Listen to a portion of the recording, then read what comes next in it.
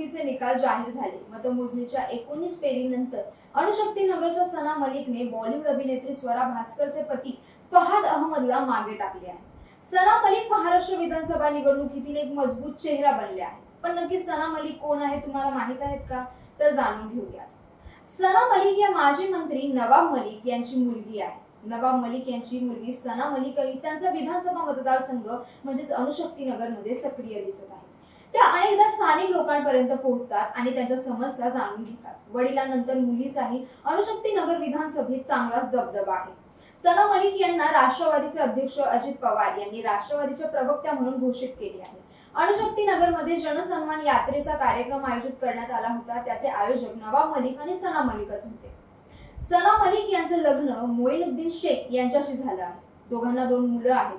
सना मलिकचे पती मोइनुद्दीन शेख हे दादा मिया इन्फ्रास्ट्रक्चर प्रायव्हेट लिमिटेड कंपनी चालवतात। या कंपनीत सना मलिक ह्या त्यांच्या पार्टनर आहेत। सना मलिक यांनी त्यांच्या प्रोफाइल मध्ये स्वतः होम मेकर, आर्किटेक्चर, उद्योगपती, बिझनेस वुमन असं सोशल वर्कर असं म्हटलं आहे। त्याशिवाय त्या राहबर फाउंडेशनच्या नावाने एक ट्रस्ट चालवतात। या ट्रस्टद्वारे गरीब गरजूंना मदत केली जाते।